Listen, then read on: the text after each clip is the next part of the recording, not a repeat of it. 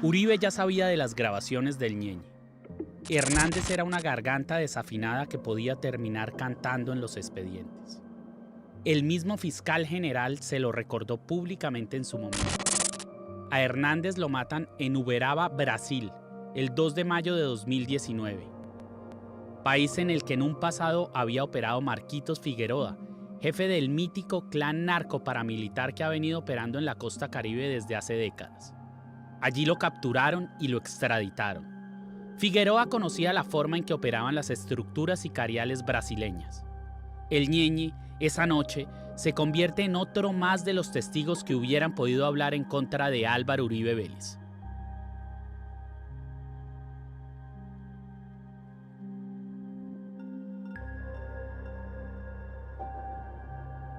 Él es otro de los buenos muertos que han dejado a la vera del camino los expedientes que vinculan al Matarife.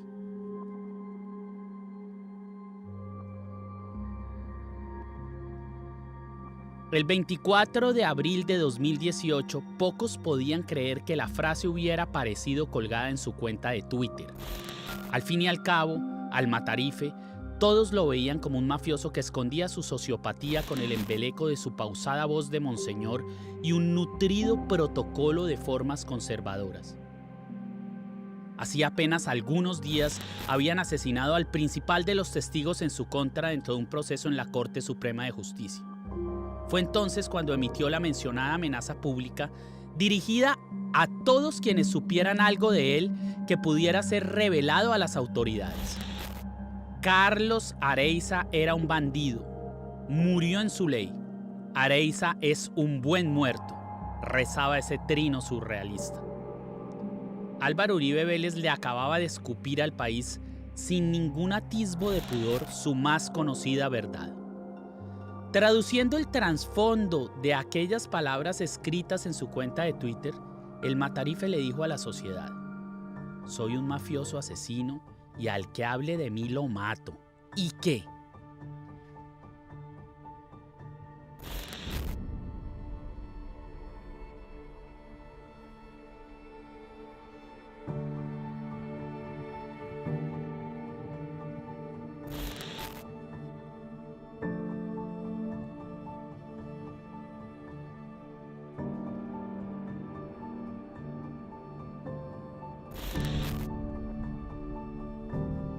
A Carlos Enrique Areiza, ex policía y ex paramilitar, le advirtieron de una muerte lenta para él y su familia si no se retractaba de las acusaciones realizadas en contra de Luis Alfredo Ramos, un político antioqueño acérrimo uribista que también llegó a ser gobernador de Antioquia y que está a la espera de ser sentenciado por sus vínculos con el paramilitarismo. De acuerdo con el testimonio de Areiza, Ramos sostuvo reuniones con Ernesto Báez, con Freddy Rendón, alias El Alemán, y con Juan Carlos El Tuzo Sierra, 3 narcos y paramilitares ejecutores de cruentas masacres y reconocidos lugartenientes de Uribe. Areiza también figuraba dentro de la lista de testigos en contra del expresidente en uno de sus más de 200 procesos judiciales. Él fue el muerto icónico que a través de ese mensaje histórico en Twitter terminó bautizando a los que lo precedieron y a todos aquellos buenos muertos que siguieron cayendo. Ellos, como el Ñeñe, no se quedaron callados y hoy siguen bajo tierra gritando la verdad.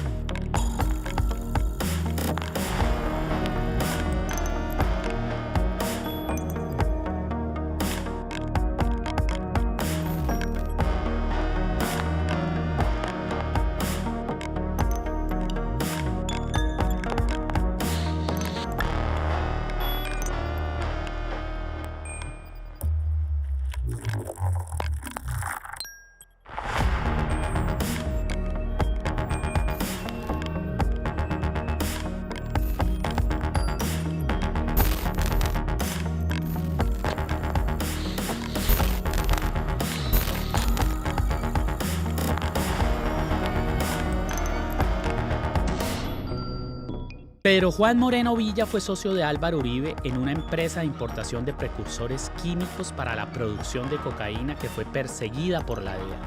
Obró como su mano derecha en la gobernación y le colaboró en la conformación del paramilitarismo de Estado encarnado en las tenebrosas Convivir. Moreno Villa planeó y ejecutó las decenas de masacres que fueron realizadas desde el despacho de la gobernación de Antioquia. Este socio de Uribe fue asesinado tras un atentado al helicóptero que lo movilizaba el 24 de febrero de 2006, después de haber terminado peleando con el Matarife, quien se convirtió en su peor enemigo. Moreno, que veía a Uribe como un narcotraficante igual a él, se atrevió a denunciarlo, y esto lo llevó a recibir una amenaza de un mandadero del otrora presidente. Detrás de él moriría Nancy Ester Zapata Orozco. La mujer apareció días después de ser avaliada con un cartel colgando de su cabeza que la tildaba de zapa, expresión que en Colombia caracteriza a los delatores. Doña Ester era trabajadora de los hangares y también sabía todo acerca de cómo mataron a Moreno Villa. Ella dejó un correo electrónico muy explícito al respecto que le dirigió a un defensor de derechos humanos en su momento. Escribo volando porque sigo nerviosa.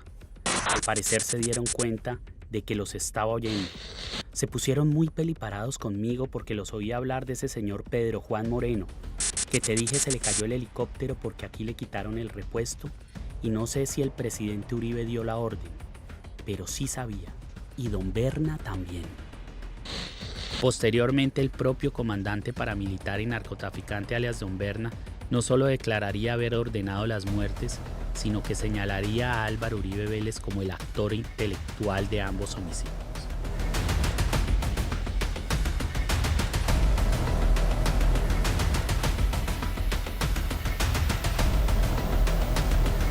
periodista Daniel Coronel, en su columna de este domingo, titulada Aquí no hay muertos, resaltó apartes del libro Aquí no hay muertos, una historia de asesinato y negación en Colombia, en el que su autora, la abogada e investigadora María McFarland, revelará un correo electrónico enviado a ella por el ex jefe paramilitar Diego Fernando Murillo, alias Don Berna. Recibo un cordial saludo sobre Pedro Juan Moreno. Lo conocí personalmente, ya que era un asiduo visitante de los campamentos de las autodefensas, concretamente de un sitio llamado 21, donde funcionaba el cuartel general de Carlos Castaño.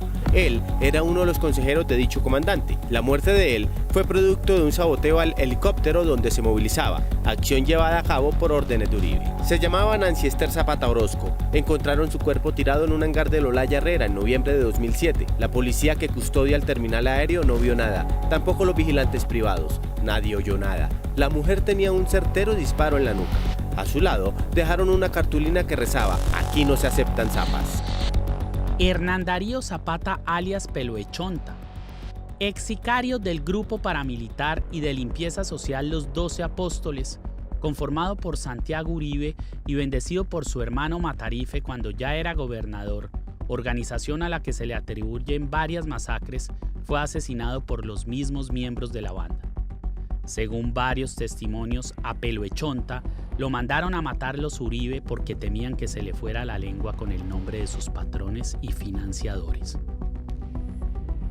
Por las mismas causas fueron ultimados los hermanos Múnera, Carlos Ernesto Espinal Cano, uno de los hermanos Pemberti y alias Tolima. Al teniente de la policía Víctor Hugo Méndez lo asesinaron después de haber iniciado las investigaciones que relacionaban a los hermanos Uribe con la banda. También al teniente de la policía Franklin Alexander Telles Arévalo y a José Leonidas Rada, extorsionado por este grupo criminal tras haber ofrecido su testimonio a las autoridades.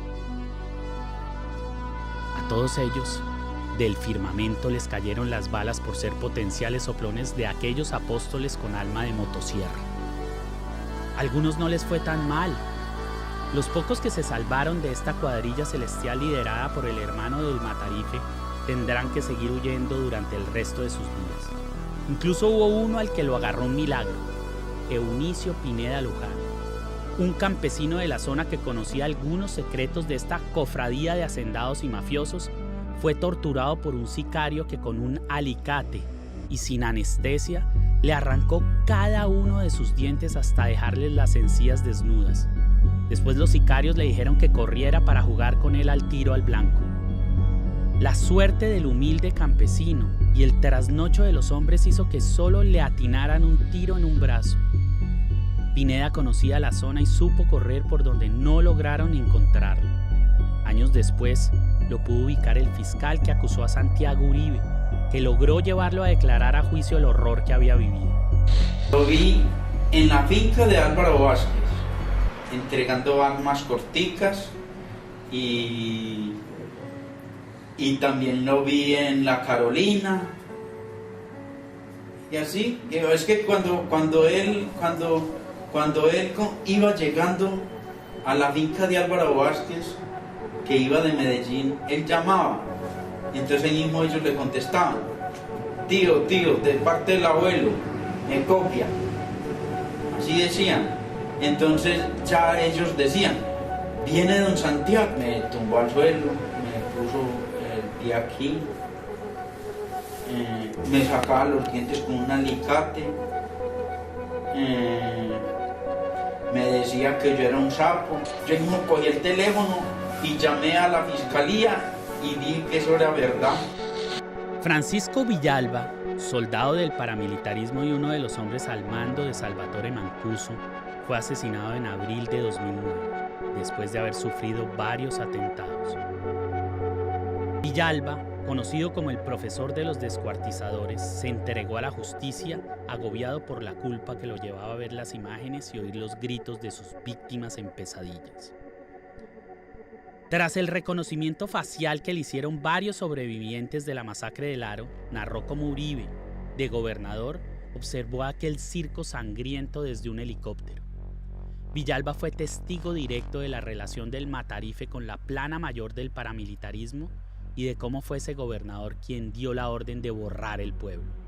Antes de su muerte aseguró haber sido condecorado por su crueldad el día de la masacre y dijo tener pruebas en video de este y varios hechos más. Por eso Villalba se reafirmó en sus acusaciones en contra del presidente, de quien aseguró que siendo gobernador de Antioquia lo condecoró por la masacre del Aro. Y se lo digo de frente, él me la dio las decoraciones, me dio la felicitación y simplemente le digo al país, esperen el video, las fotos y yo presento eso. Pero Villalba salió en libertad por razones de salud el pasado 30 de marzo y tras llevar 23 días en libertad fue asesinado. Muchos investigadores involucrados en el caso aseguran que las pruebas en video existen y que hoy en día son el seguro de vida de los pocos sobrevivientes.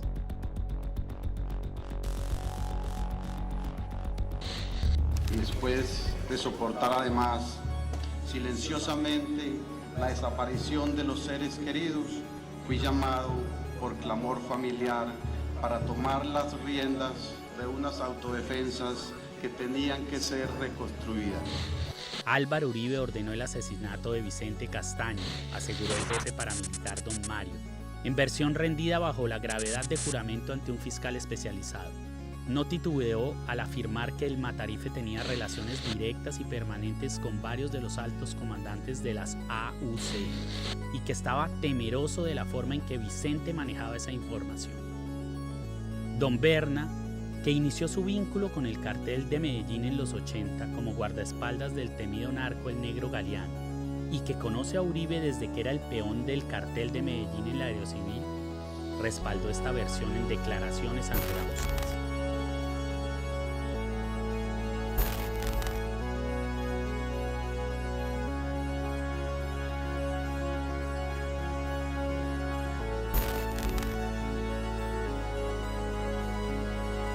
A Vicente Castaño lo mata el gobierno, aseguró Jesús Ignacio Roldán, alias Monoleche, quien narra cómo Uribe, a través del alto comisionado de paz Luis Carlos Restrepo, hoy en día prófugo de la justicia, fraguó el asesinato del mayor de los hermanos Castaño, fundadores junto con el señor Masacre del paramilitarismo colombiano.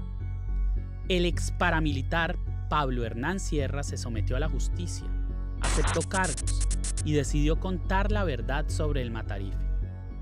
Sierra asegura que el mismo Luis Carlos Restrepo, en su labor leal como empleado de Álvaro Uribe, fue determinante en el crimen del otro de los hermanos Castaño.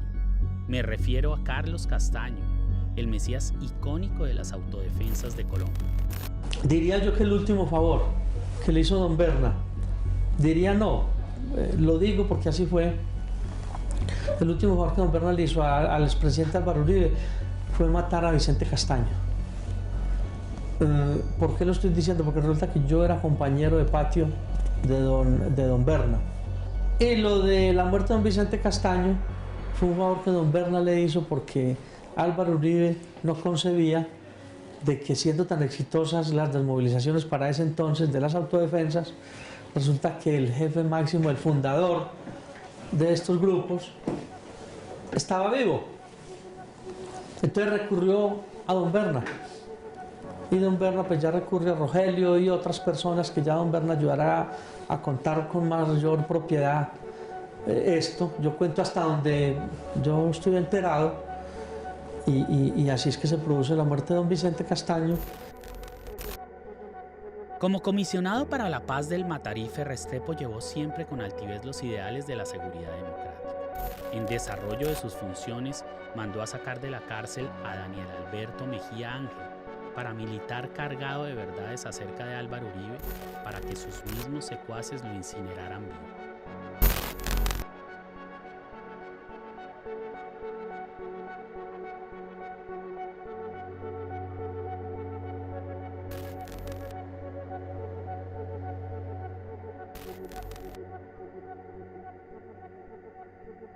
Al ex procurador delegado para la policía Guillermo Villa Alzate lo asesinaron después de alertar sobre las alianzas que Uribe había hecho desde la gobernación con la policía y el ejército, con el fin de ejecutar masacres y crear grupos de limpieza social. Y no cabe la menor duda de que el próximo que van a asesinar soy yo. Tantos casos, o sea, no sé si ustedes también los tienen documentados. El doctor Villa Alzate en Medellín, cuando Álvaro era gobernador, Uribe era gobernador, Él dijo que él se había aliado con el comandante del ejército y de la policía para unas masacres y para que grupos de limpieza allá, y pues lo asesinan. Ese es uno de los primeros. Está Francisco Villalba, que también lo denuncia a Santiago Uribe y Álvaro por la masacre del Aro, y también de que Santiago pertenecía a los 12 apóstoles. Francisco lo asesinan en la Estrella. En la Estrella. Está el caso de Juan Monsalve, que también intentan asesinarlo y envenenarlo, y después un atentado, creo que le hacen con cuchillo en la cárcel de Itagüí, tengo entendido. A Sergio Humberto Parra Osa, uno de los mejores y más honestos investigadores que había en la Fiscalía, lo acribillan dentro de su carro en un semáforo situado frente al Hospital Infantil de Medellín. Lo agraciaron 21 balazos cruzados. Algunos fueron disparados desde la moto que se parqueó a un lado del vehículo y los otros desde la camioneta que se acomodó al otro costado. Este fue uno más de los 11 investigadores que le asesinaron al magistrado Iván Velázquez, adalid de la lucha contra la parapolítica. La muerte de Parra Osa se produjo después de las múltiples capturas logradas por su unidad y mientras cursaban varias investigaciones que ya habían dado como fruto la captura de algunos oficiales como el mayor Álvaro Cortés Morillo, jefe de operaciones del Grupo de Caballería Mecanizado número 4, quien terminó condenado por los vínculos y apoyo a los paramilitares. Él era uno de los investigadores que seguía las pistas de sangre dejadas por el señor Masacre tras su salida de la gobernación de Antioquia. Jesús María Valle advirtió la responsabilidad del ejército y de toda la infraestructura institucional que representaba el gobernador frente a más de 150 homicidios de campesinos indefensos.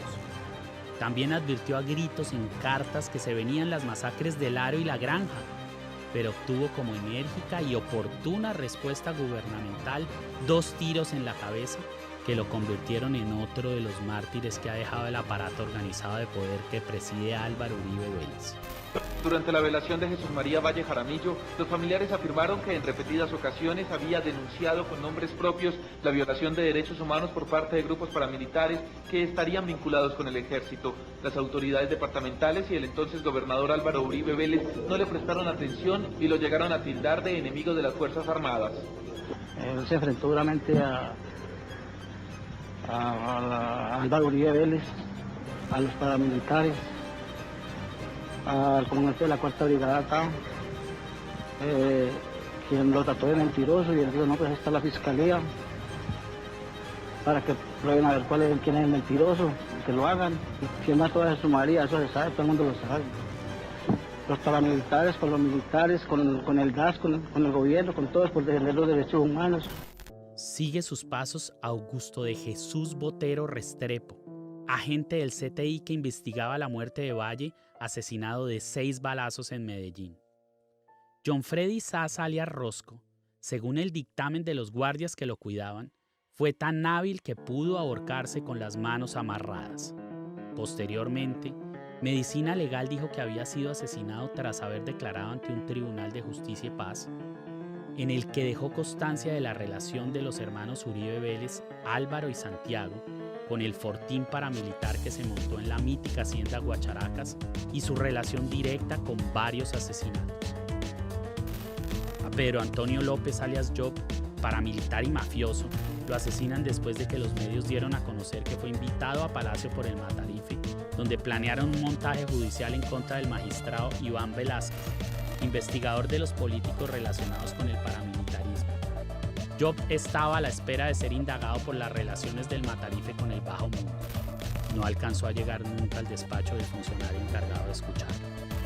La Fiscalía impuso restricciones para salir del país al exasesor jurídico del gobierno del expresidente Uribe Vélez, Edmundo del Castillo, y también al exasesor de comunicaciones César Mauricio Velázquez. Juntos fueron llamados a juicio por las reuniones clandestinas que habrían sostenido en Palacio con el jefe paramilitar Antonio López, alias Job, en abril del 2008. Esperan que detrás de este ajedrez caiga al que ellos consideran como el rey de este escándalo, Álvaro Uribe Vélez. Al Bandi le pasó lo mismo, así le decían a César Villegas, uno de los mejores amigos y socios de Álvaro Uribe. A Villegas, que lo acompañó en la feria de licencias para los aviones del cartel de Medellín que montaron en la Aerocivil, Le cayó el mismo aguacero de balas que siempre le llueve a quienes al Matarife le conocen las pulgas. La ráfaga lo atravesó precisamente el día anterior a una declaración que iba a rendir en la embajada americana.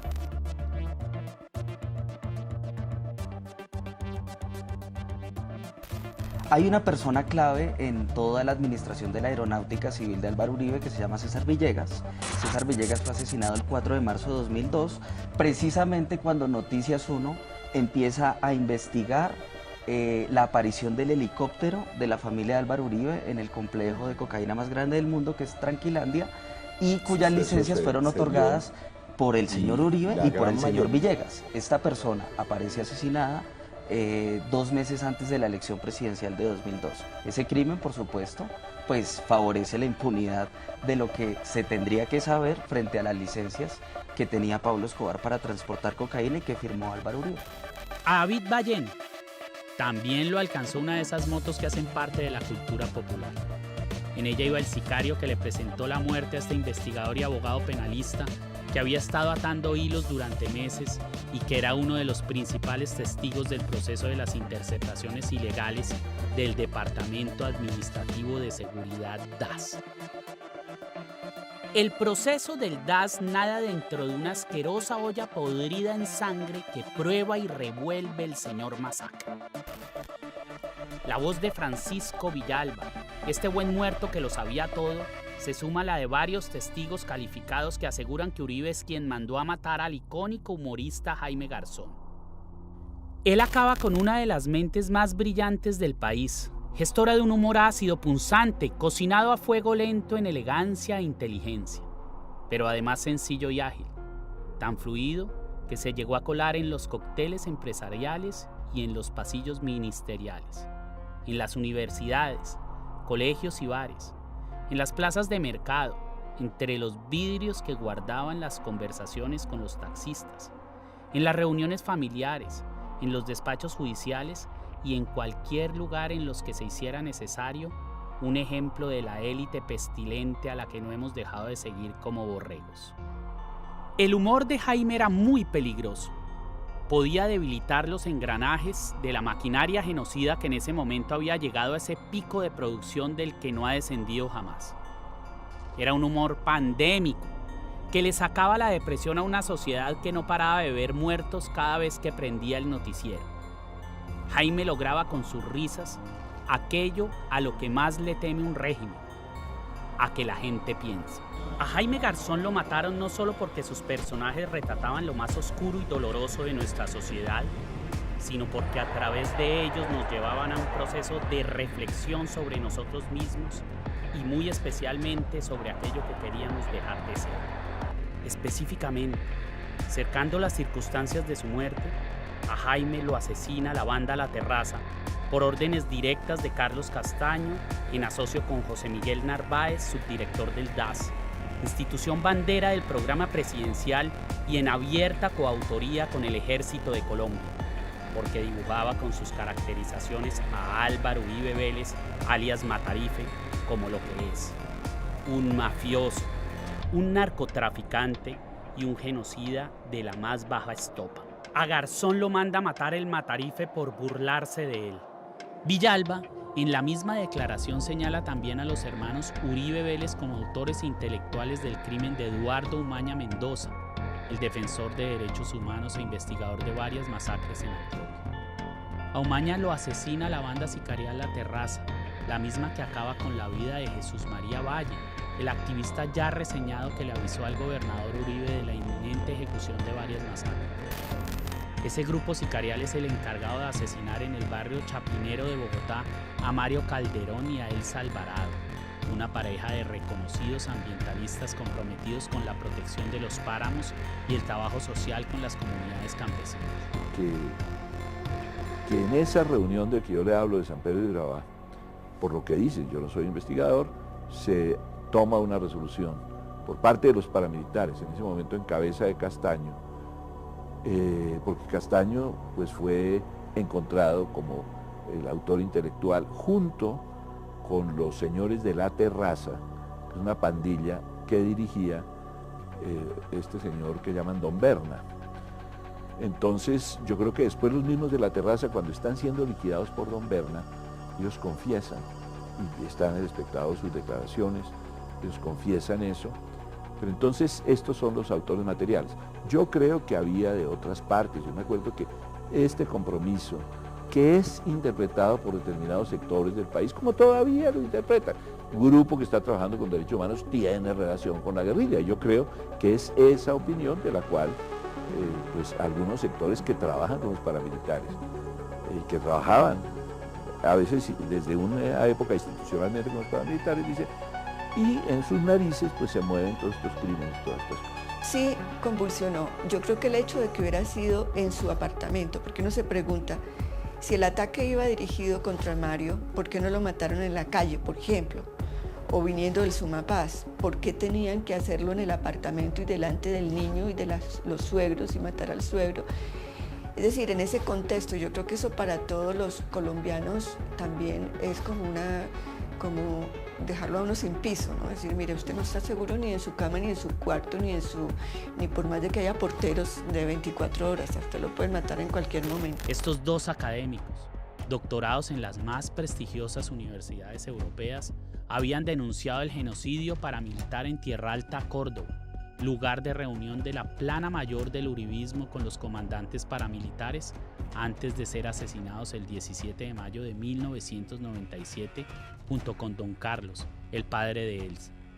Se salvó la abuela y el nieto de 18 meses que lo escuchó todo, escondido en un armario. A Mario le pegaron 36 tiros y a ella otros tantos. La muerte de estos dos intelectuales pertenecientes al Centro de Investigación y Educación Popular CINEP fue ordenada por la Junta Directiva de la Corporación Criminal del Señor Masacre. Quienes pusieron a andar este triple homicidio fueron tres de los paramilitares más allegados a Álvaro Uribe: Salvatore Mancuso, don Berna y Carlos Castaño. El operativo mortal se ejecutó a través de Daniel Alberto Mejía Ángel, que sirvió de intermediario para pagar los sicarios y que también es otro de los buenos muertos del Matarife. Estos crímenes tienen el mismo denominador común.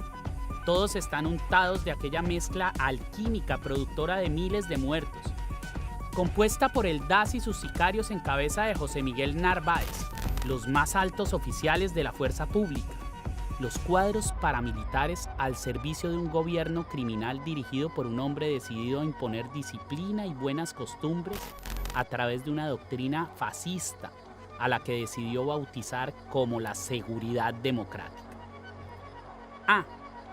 Y la misma banda de ágiles gatilleros que fue la encargada de bajárselos a todos. La terraza, de donde cayeron las balas fatídicas que nos dejaron sin Elsa y sin Mario, sin Garzón, sin Umaña y sin Jesús María Valle, es una bandola de mercenarios en moto contratados a destajo por los carteles del narcotráfico de la época y algunos bloques paramilitares. La mayoría de sus miembros fueron apareciendo asesinados hasta que Carlos Castaño le dio por organizar parranda e invitar a los que quedaban vivos en su finca en Córdoba. Allí no esperó a que parquearan antes de dejar como una coladera la camioneta en la que llegaron los 9 cabecillas restantes. La banda La Terraza entera viene siendo otro buen muerto del Matarife. Debemos cerrar dejando a medias la lista que ocupan 3 décadas de asesinatos selectivos y recordar por último a Rodrigo Lara Bonilla, a quien el expresidente Uribe ordenó ejecutar por haberle capturado su helicóptero en Tranquilandia, y el de Guillermo Cano, patrocinado por la empresa Confirmeza, sociedad de la cual era socio el Matarife y que fue la que contrató y pagó el sicario encargado de aniquilar a uno de los periodistas más honestos que ha tenido el país. De los sobrevivientes hay mucho que decir. Solo uno terminó sin dientes, pero varios estuvieron a punto de perder mucho más. A Meneses, el oficial y principal testigo de la Fiscalía en contra de Santiago Uribe, en la cárcel casi lo matan de un ladrillazo. Días después se descubrió un plan para asesinarlo desde la celda continua. Al paramilitar Juan Monsalve, alias Guacharaco, el hijo del capataz de la hacienda Guacharacas, guarida del bloque Metro, y a quien el Matarife educó desde pequeño en la criminalidad rural, lo ha consentido el destino, ya que se lo ha arrancado de las fauces a la muerte en 2 ocasiones. La primera cuando fue apuñalado en su celda y la segunda cuando estuvo a punto de morir intoxicado por un veneno importado prohibido en nuestro país. José Orlando Moncada alias Tasmania anda escondido, no era para menos después de que en la cárcel casi lo matan a puñaladas y, ya por fuera, tras la purga de su pena, lo persiguió una ráfaga de plomo que a fusil lo sacó de su casa, corriendo como un demonio. Hacía muy poco Tasmania había dejado untado de verdades en la Corte Suprema de Justicia un expediente que investigaba al Matarife. La abogada Soraya Gutiérrez, adscrita al colectivo Alvear Restrepo, ONG dedicada a denunciar los crímenes de Álvaro Uribe ante la justicia internacional, tuvo que exiliarse después de que le agarraron el carro a plomo. Lo mismo le sucedió a Lina María Cataño, la única testigo obrante dentro de la investigación de la muerte del narcoparamilitar alias Job, mano derecha de don Berna, allegado del Matarife e invitado de honor en Palacio. El escolta de la mujer, un joven agente de policía, no corrió la misma suerte y murió avaliado el día del atentado. Daniel Prado Albarracín, apoderado de las víctimas dentro del proceso en contra del hermano del Matarife por el genocidio de los 12 apóstoles, alcanzó a darse cuenta antes de subirse a su carro una mañana que todos los tornillos de las 4 llantas del automóvil estaban flojos. Yo le preguntaba si usted cree que estas masacres hubieran sucedido sin el apoyo de Álvaro Uribe como político poderoso y como gobernador de Antioquia. Los grupos paramilitares no habían podido actuar como actuaron si no hubieran tenido el auspicio de la clase política. No solamente Álvaro Uribe Vélez. Yo creo que en esto existe un contubernio de muchos políticos, simplemente que Álvaro Uribe Vélez es la persona que pronto le sacó mayor provecho al actuar de los grupos paramilitares, porque termina siendo el presidente de la República. Pero aquí muchas autoridades, tanto civiles como militares, conectaron con esta política de Estado. Termina siendo una política de Estado, lo dice Mancuso en sus declaraciones, dice: yo termino siendo paramilitar porque fui a presentar una denuncia en un batallón y allí me invitaron a ser patrullero de los grupos paramilitares. Esa es una política del Estado, es una política del poder político que veía en la guerrilla y en la izquierda en su momento, porque acuérdense que acaba de pasar la elección de la UP, un gran peligro, y deciden acabar con todos los líderes de la izquierda que tenía en su momento el movimiento de la UP. Fueron asesinados, y fueron asesinados muchas personas en las regiones donde la UP era un partido fuerte, en donde puso alcaldes, puso diputados y puso concejales, y estas personas fueron asesinadas, y fueron asesinadas porque había que acabar con cualquier opción de poder en manos de la izquierda. Carlos Enrique Vélez fue recibido en la cárcel con un par de puñaladas mal puestas que lo dejaron con vida, después de haber declarado en contra del Matarife y de su abogado Diego Cadena, y tras haber sido trasladado a una de las prisiones más inseguras del país. Al temible paramilitar Alcides de Jesús Durango, uno de los testigos que daba fe del montaje contra Iván Velázquez después de un atentado perpetuado en su contra, el Matarife le cayó la boca y a las autoridades no les volvió a decir nada. Alexander Menura, exagente del DAS que se ofreció como testigo dentro del proceso que investigaba esta institución bandera de la criminalidad uribista, es otro de los que sigue observando a Colombia desde el exilio, después de que una granada entró por la ventana de su casa en la que se encontraba con su mujer y sus 2 hijos. Como siempre, estos son solo unos ejemplos. La lista no cabría en esta serie si quisiéramos documentar todos los casos de principio a fin. Viene entonces siendo más que evidente la forma en que Uribe se ha ganado el oscuro temor reverencial que aún profesan por él todos esos políticos que lo idolatran como a santo de pueblo. Al señor Masacre no lo respetan sus amigos por lo que es, sino por lo que les puede hacer.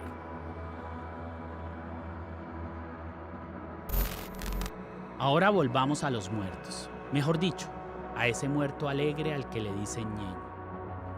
Unos pocos de aquellos muertos tan buenos dejaron sus palabras metidas en un expediente, palpitando en una audiencia, o, como le pasó al ñeñe, cuya voz infidente quedó pegada en una grabación. Me refiero al diálogo aquel que aún perdura en esa cinta y que me tiene metido aquí, en este cuarto pegando fotos y recordando el día en que Gonzalo Guillén llegó al consejo de redacción de La Nueva Prensa con aquella noticia que vino a estallar en el centro de mi vida. Para ese momento mi existencia de montaña rusa paseaba tranquila y sin afanes por Bogotá. El día que La Nueva Prensa destapó la ñeñe política, la serie Matarife aún era un embrión sin forma. Solo teníamos grabada mi voz y el grueso de las tomas que agarró magistralmente César en una Sony digital de 35 milímetros que nos conseguimos prestar. Aunque a medias habíamos iniciado la producción, las finalidades de la obra estaban claras. Fueron las pretensiones de la serie las que me dieron la idea que terminó espichando el acelerador a fondo.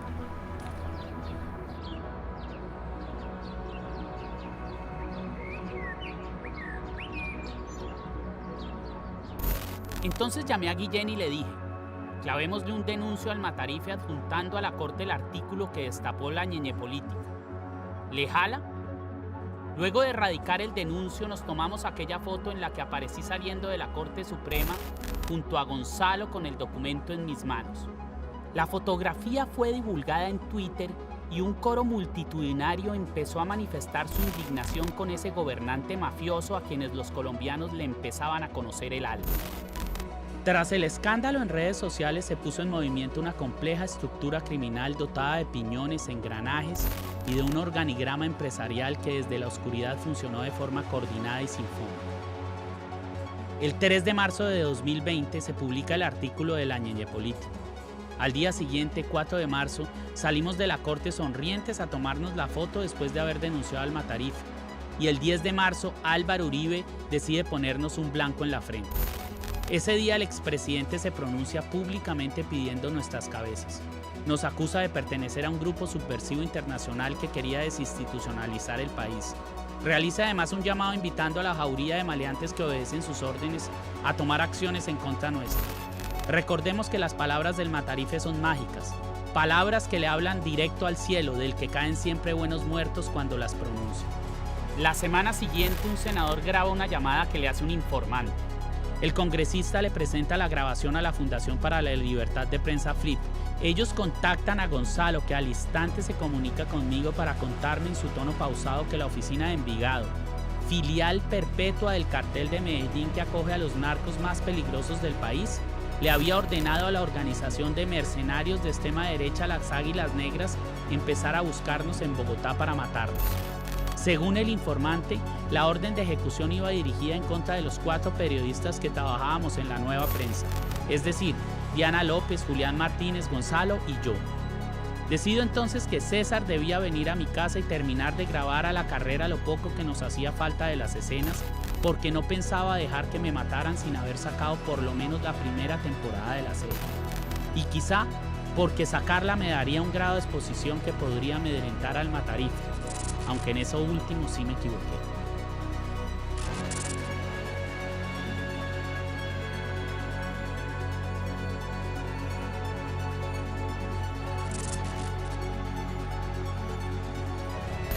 No se puede, Daniel. Para sacar la serie, todas las temporadas tienen que estar listas. Y ni siquiera tenemos lista la primera, me dijo mi amigo, el director. Uribe no va a descansar hasta matarlos y sabe que así puede detener las emisiones. Esto no es Netflix. De la primera temporada solo está la voz y las escenas. Pero falta editar y montar todo, hermano. No sea loco. En eso tiene razón, le contesté. Pero no tiene por qué saberlo nadie. El primer episodio de la primera temporada tiene que salir aunque no la tengamos terminada. La lanzamos la próxima semana y la vamos produciendo en el camino. Le contesté sin poder imaginar hasta dónde me traería aquel tortuoso camino que acababa de mencionar.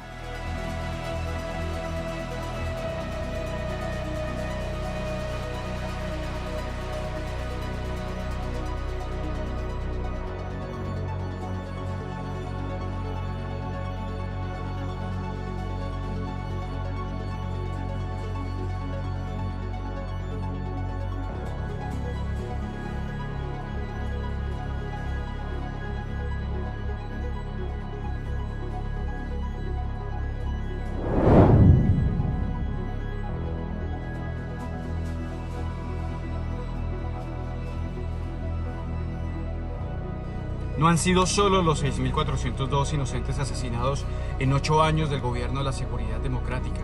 Son las masacres paramilitares del Aro y la Granja cometidas por Autodefensas Unidas de Colombia cuando Uribe fue gobernador de Antioquia. Y sin sumar la estela de buenos muertos que deja la existencia de este protervo personaje. Asesinatos cometidos para tapar sus crímenes devastadores.